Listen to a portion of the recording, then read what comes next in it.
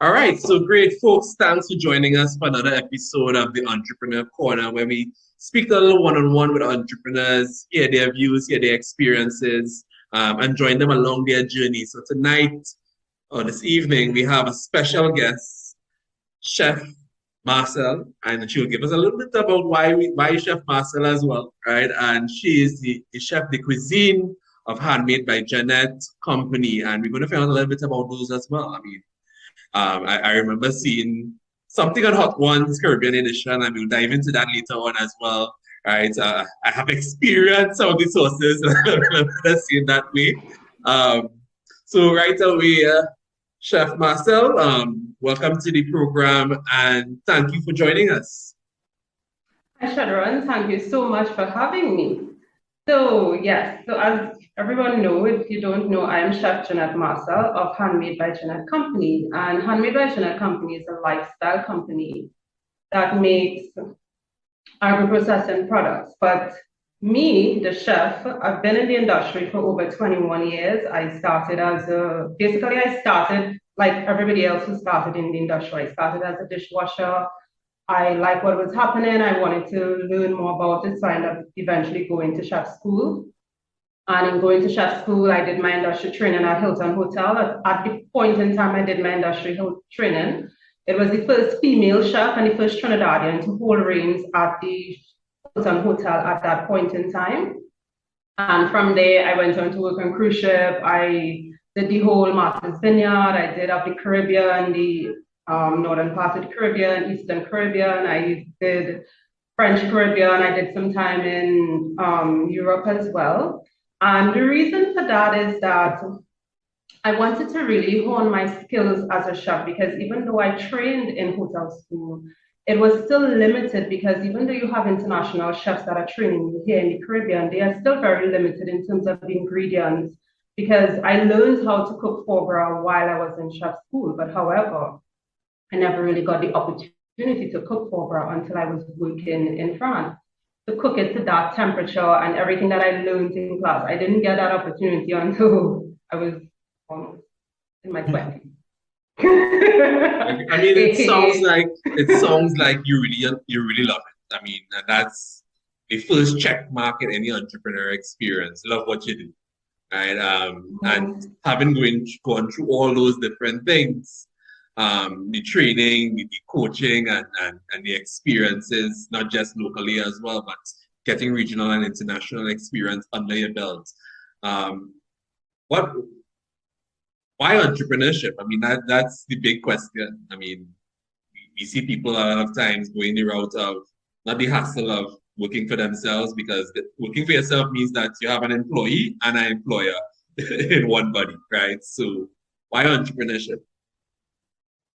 Very good question. Sometimes I ask myself, just recently, I was asking myself the same question. But the thing is, even though I have worked so many years in the industry, being a chef is akin to almost like being in the armed services. So you literally have to work your way up, and you always have a whole bevy of people on top of you. So at some point in time, I got to the realization that I don't think I want to live the rest of my life with someone always telling me what to do this, do that. You're in charge of the station. Oh no, you're not working here today. You're working grill today. You're not working grill today. You're working sauce. So at some point in time, I kind of got fed up of that, and I wanted to kind of control my own destiny, because I didn't want someone always telling me, oh no, you only have 2 weeks vacation, and then when the time comes, oh sorry, it's Christmas time, we forgot, we have a function, you can't go on vacation. So it was like, you know what? Yes, entrepreneurship, it's not for the faint of heart, but I really, because I love cooking so much, and because I was able to translate that cooking into the entrepreneurship, for me, it came kind of easy. And I just really like, being my own boss, and, being in control of my time. That's one of the key things, being in control of my time. Even though now I work more than 16 hours a day, but I'm still in control of my time, because I still have that time where I could say, you know what? Let me take a 5. Let me just sit. Let me have a cup of coffee. Whereas I couldn't do that if I was in someone else's kitchen. I kind of just walk off the line and go and have a cup of coffee, or have a whatever, just go and watch my garden, play around. I can't do that in someone's kitchen. However, I could do it in my own kitchen, which is one of the things I love about being an entrepreneur is that you really truly control your time. And I guess it's taking control of your own life in a way as well. Definitely. Your own part. So I mean, I heard you talk about, I mean, going on vacation and traveling. I think from my research, because I mean, I have to Google before I mean, I know traveling is one of the things that you like, right? And being an entrepreneur and being able to travel is I guess one of the perks, right? Being able to travel. Well, traveling is one of the things I actually love. I think I love traveling as much as I love cooking. And the reason for that is that for me, I learn so much. I learn so much when I travel. Take, for example, one of my products, the chocolate steak salt. I mean, in order for me to come up with something like that, I had to be sitting in a cafe in Italy and watching the chef take mushrooms and take all these ingredients and put it together. And I found it was so mind-boggling to put these particular ingredients, because most times we know chocolate as dessert. You have hot chocolate, you have your chocolate cake. However, you wouldn't think to have chocolate in your steak or chocolate in your eggs or chocolate in your rice. You would think, oh God, no. And that chocolate does that for me. Come on, you have to try it. You Shadow and I would send you a care pack because you have to try that steak salt. I mean, we heard it here, folks. Shadow expecting a delivery, just letting you all know. But as you talked about the couple of products, I want to dive right into the business. Can you give us a rundown of Handmade by Jeanette? What's it all about, and what's the company about? Okay, so something to note that this is actually my second business. My first business was the catering company that I had for a number of years. Handmade by Jeanette came out of a direct result of being an unemployed traveling chef. So when the pandemic hit and I was back in Trinidad, I was working in Martinique at the time, and I came home to get some documents sorted out, because as you know, Martinique is a French dependent. So which means it's not the same as CARICOM. You have to have work permit, it's like you're working in the European Union, so I had to get those things sorted out. And then, as you know, we were collectively sent to our bedroom. So while in my bedroom thinking of, okay, so what am I going to do? Being chef de cuisine was the job I always wanted. It was the job that I worked my way up to, because it's like almost the highest you could reach as in the culinary industry. And it took me a minute, to really sort out my emotion, sort out at that point in time how I was feeling. But I always, as you know, I always wanted to do certain things. I always wanted to create product. And what the pandemic did is it helped me to create those products, because here I had all these recipes that I wanted to try. And then there was all these farmers in my area that had a surplus of peppers. They had a surplus of coconut, because restaurants were closed. Supermarkets was halting how much things they take, because people only buy a limited amount of stuff. So it was for me to be able to use these ingredients and move into the agri processing part of the industry, part of my business. Because being a chef was one thing, cooking, I always knew what to do with ingredients. But actually taking agricultural ingredients and turning it into a product was kind of like the next step in my career, and that is where Handmade by Jeanette comes in, because the product is literally made by hand. Everything, when, like, for example, I go to the farmers and I would watch them pick the coconuts and they would cut it, do that whole huxing thing, and then they crack it and dig it out and all of that, and then I would come back to my kitchen and process it by hand. And the reason for that is that I found that as a chef, one of the things I always used to encounter is persons complaining about all these different lifestyle diseases that they have: high blood pressure, ulcers, all these things that created by food, because we were eating food the wrong way. They say, what you eat, right? Exactly, we are.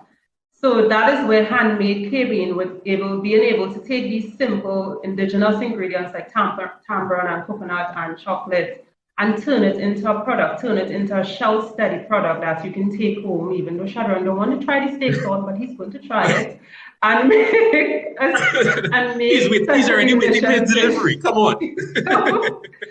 Right, after we get off, you'll send me information for shipping so that I know exactly where to send it, because I know that I think you're not in your office these days. Yeah. So yes, we digress a little bit there, folks. Sorry. Yes. Right. We talked about so you talked about everything being made by hand, and I know a big part of expansion for any entrepreneur within the I guess the food-based product making is agro-processing, right? I want to hear your views in terms of agro-processing in Trinidad and probably your own agro-processing techniques and things that you've learned along the way. So agro-processing in Trinidad, I found that it is still in its infant stage. What I mean by that is that countries like Jamaica, Barbados, and Guyana have always been in agro-processing. I have always been able to get breadfruit flour, sweet potato flour, and all these things in Barbados that are made right in Barbados. However, only recently there has been an insurgence in these different things. So I found it's very much in its infancy stage, but what I like is the fact that small farm holders, they are the ones who are really pushing it, because agro-processing is not something that you can mass produce. It is not, as I mentioned, it's not an ultra processed product, because you want it to be as natural as possible. You take it from the earth, but you still want to be able to respect the earth and respect that particular ingredient. So you don't want to be adding all these different ingredients that you cannot pronounce, that you can't even spell. You have to look at it like, what? What is this?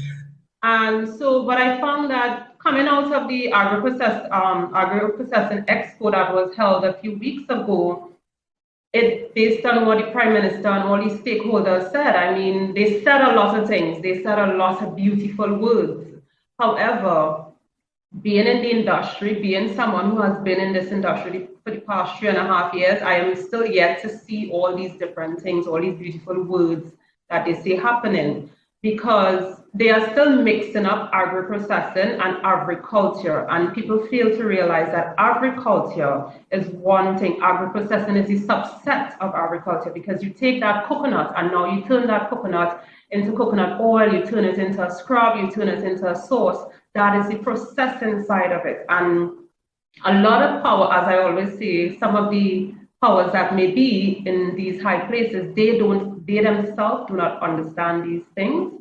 And some of the stakeholders themselves do not understand these things. So what I would like is for them to come down lower, come down more to the ground, come to the grassroots, and really let us teach them, because we are the ones doing it. I am the one who's taking 500 coconuts a day and processing it and turning it into all these different end products. I mean, I get like 5 different products from one coconut. I am the one doing that. It's not the Minister of Agriculture or the Minister of Finance or these people. They don't have a clue.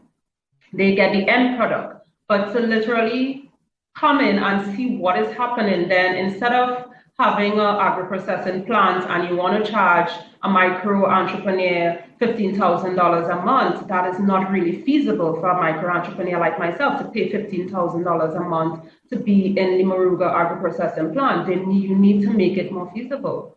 So yeah.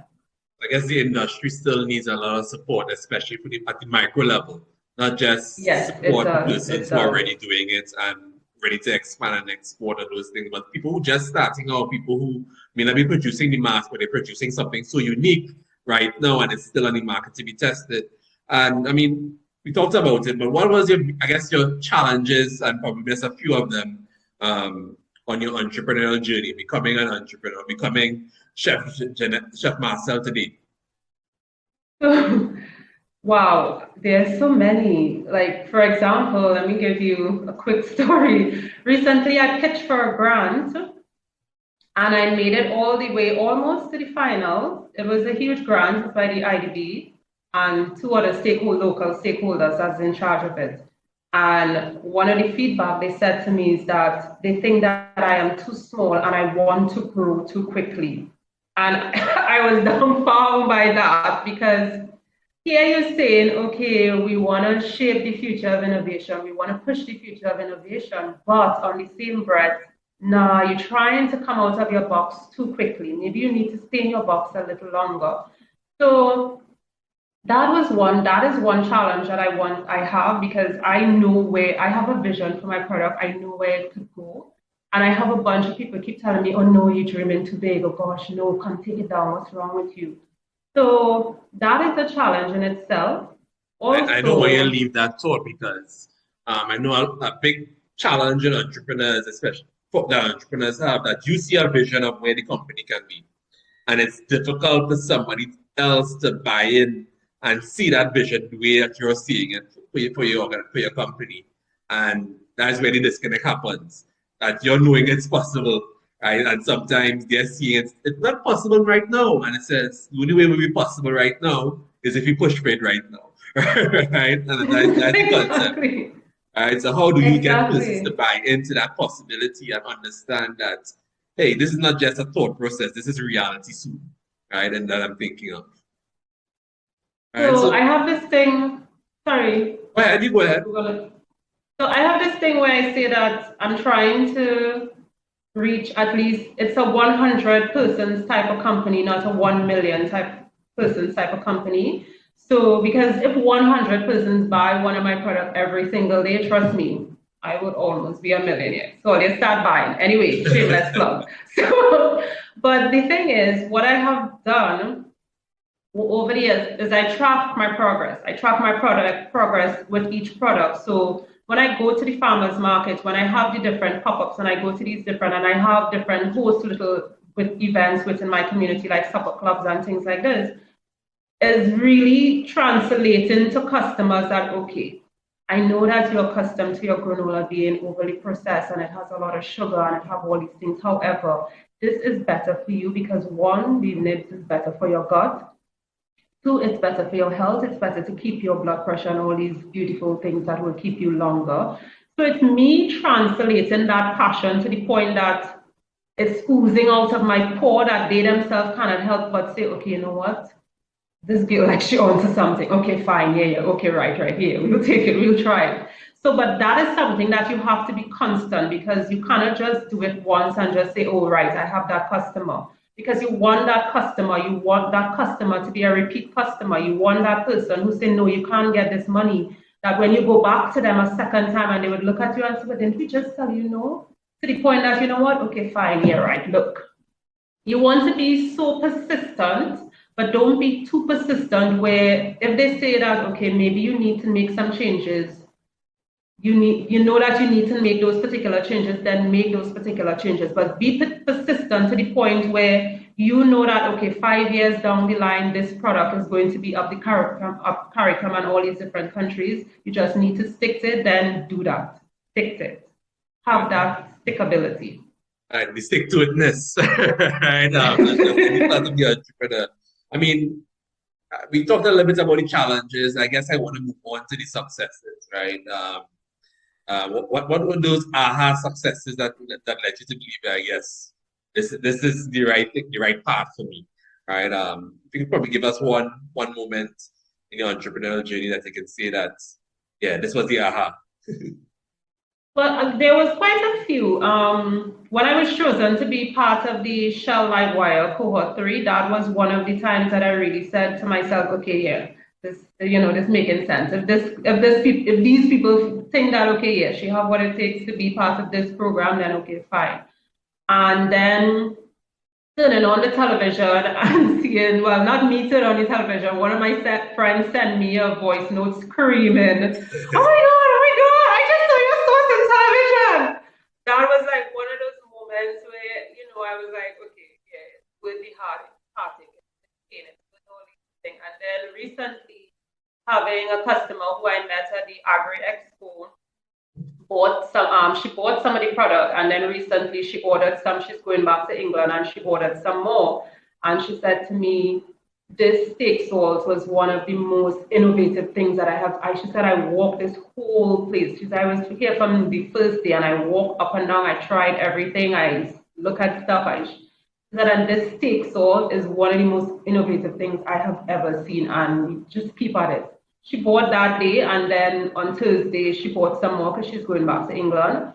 So that may seem simple, but that day, Thursday, for example, I was having one of those moments where I'm like, does this really make sense, boy? you know, because I had like a lot of, you know, Murphy visit me and Murphy like lays on thick, right?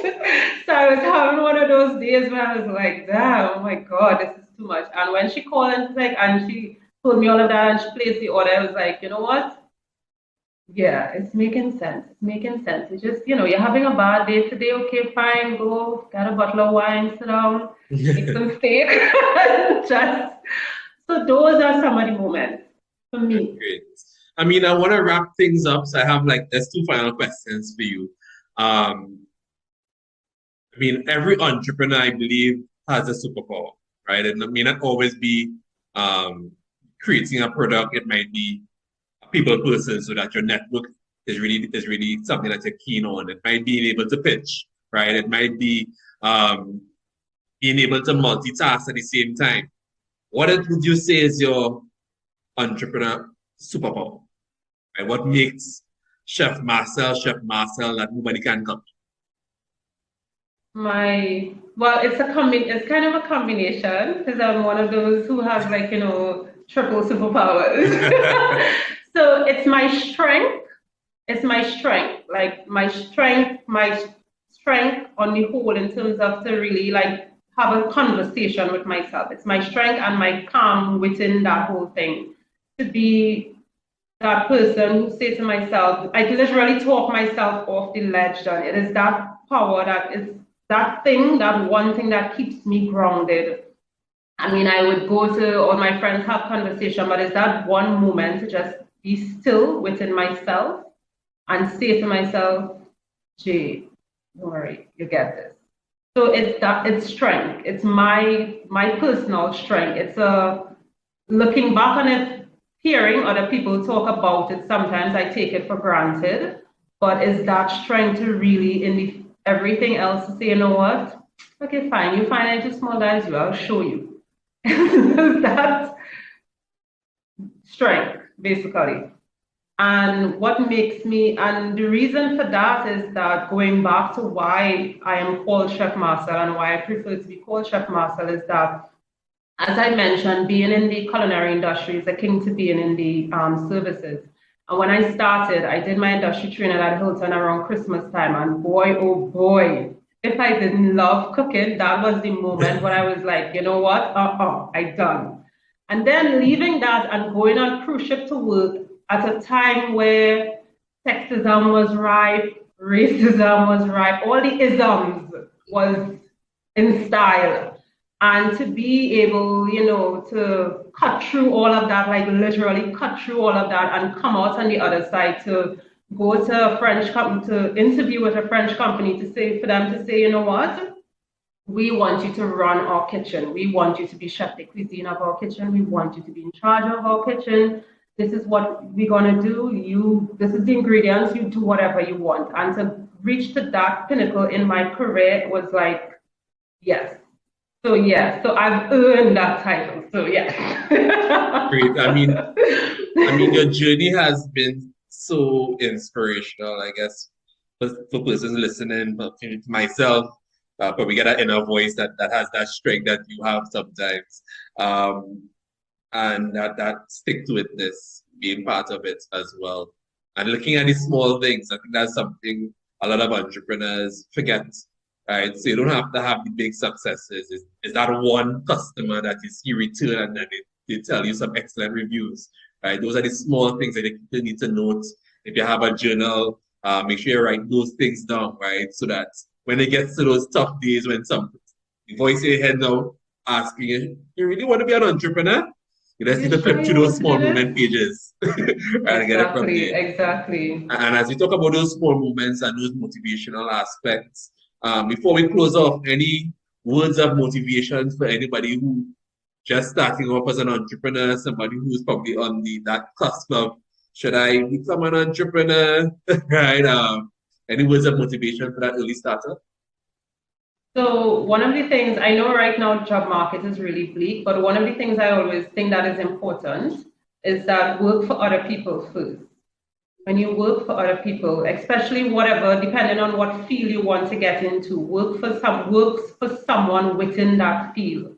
And when you work for someone within that field, you learn from them. So that when you get into the field and you decide, this is what I'm going to do, okay, so I'm going to sell glasses. You make sure that you know every single thing there is to know about glasses in Trinidad, in Tobago, up the islands, in CARICOM, in European Union, in the US, because the world is very flat these days. We live in a global village.